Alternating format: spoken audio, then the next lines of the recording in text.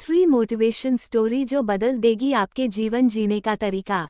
अगर आप जिंदगी में कामयाब होना चाहते हैं तो उसके लिए आपको मेहनत करनी पड़ेगी, लेकिन कुछ लोग मेहनत तो करते हैं परंतु उन्हें जीवन में फिर भी सफलता नहीं मिलती। इसका कारण है कि वो अपनी समस्या को जड़ से नहीं समझ रहे। यानी अगर पौधे की देखभाल करनी है तो उसकी जड़ का अत्यधिक ख्याल रखा जाता है ताकि पौधा अच्छे से बढ़ सके। आज की इस वीडियो में हम आपके सामने कुछ ऐसी मोटिवेशन स्टोरी लेकर आए हैं जो आपकी सोच के साथ साथ आपकी समस्या को सुलझाने के तरीके को भी बदल देगी। चलिए पढ़ते हैं इनको। एक गुरु और शिष्य की कहानी। बहुत पुराने समय की बात है। एक शिष्य अपने गुरु के पास जाता है और उनसे बोलता है कि गुरु जी, मुझे जल्दी से सफलता चाहिए, मुझे कुछ ऐसे उपाय और तरीके बताए जिससे मैं हर समस्या को जल्दी से हल कर सकूं। उसकी बात सुनकर गुरु जी कहते हैं कि मैं तुम्हें वो तरीके अवश्य सिखा दूंगा जिससे तुम अपनी सारी समस्या को जल्दी से हल कर सकोगे, परंतु उससे पहले तुम्हें मेरी बकरी को खूंटे से बांधना होगा। शिष्य ने कहा, ठीक है गुरुजी। परंतु जैसे ही शिष्य बकरी को बांधने लगा वो उछल कूद करने लगी। दरअसल ये बकरी किसी के भी काबू में नहीं आती थी। शिष्य ने बहुत कोशिश की बकरी को बांधने की, परंतु वो काफी समय तक नहीं बांध सका। फिर शिष्य ने अपनी चतुराई से काम लिया और उसने बकरी को पकड़कर उसके पैरों को रस्सी से बांध दिया। उसके बाद शिष्य ने बकरी को खूंटे से बांध दिया। गुरुजी अपने शिष्य की इस चतुराई को दूर से देख रहे थे और मंद ही मंद मुस्करा रहे थे। गुरु को ऐसे मुस्कराते देख शिष्य ने पूछा, गुरुजी आप हंस क्यों रहे हैं? इस पर गुरुजी ने कहा कि तुम्हारे सवाल का जवाब तुमने स्वयं ही दे दिया। शिष्य ने गुरु से पूछ कि मैं कुछ समझा नहीं गुरुजी। तब गुरु ने कहा कि जैसे तुमने बकरी को बांधते समय अपनी चतुराई से काम लिया, ऐसे ही तुम्हें अपनी हर समस्या को बिना घबराए चतुराई से हल करना है, उसके बाद ही तुम्हें सफलता मिलेगी। सीख हमें हर मुसीबत में हौसला रखकर बिना घबराए अपनी चतुराई से काम लेना चाहिए, तभी हम अपनी हर समस्या का समाधान निकाल पाएंगे। 2 एक कौवे और चिड़िया की कहानी। बहुत समय पहले एक घर में आग लग जाती है। घर के सभी लोगों को घर से बाहर निकाला गया ताकि उनकी जान बच सके।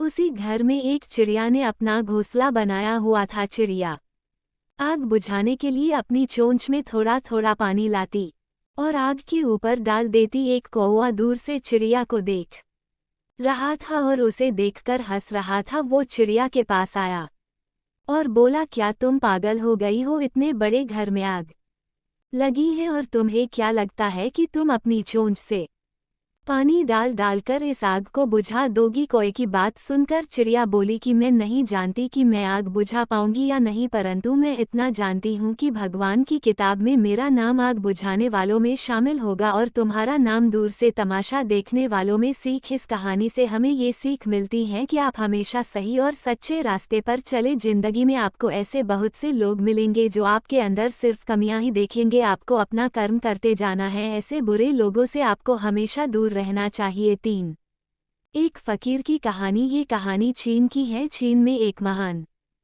फकीर च्वांगचाओ रहते थे। एक रात को च्वांगचाओ शमशान से गुजर रहे थे तो उनका पैर एक खोपड़ी से टकरा गया। दरअसल ये किसी अमीर का शमशान था। फकीर ये देख घबरा गए और उस खोपड़ी को अपने साथ अपनी झोपड़ी में ले आए। उन्होंने उस खोपड़ी को अपने सामने रखा और उसी हाथ जोड़कर माफी मांगने लगे। जब फकीर को उनके जानकार लोगों ने देखा तो उन्होंने फकीर से कहा कि क्या तुम पागल हो गए हो जो इस खोपड़ी से माफी मांग रहे हो? ये तो एक निर्जीव खोपड़ी है। जो उन लोगों की बात सुनकर फकीर ने कहा कि ये खोपड़ी जिस इंसान की है, अब हो सकता है कि वो सिंहासन पर बैठ चुका हो। मैं इसलिए माफी मांग रहा हूँ क्योंकि अगर आज ये इंसान जीवित होता तो पता नहीं मेरा क्या हाल करता, इसलिए इससे यह माफी मांगना सही है। उसकी ये बात सुनकर सभी हंसने लगे। तब फकीर ने कहा कि मैं सोचता हूँ कि जब ये इंसान जीवित होगा तो सोचता होगा कि मैं एक सिंहासन पर बैठूं।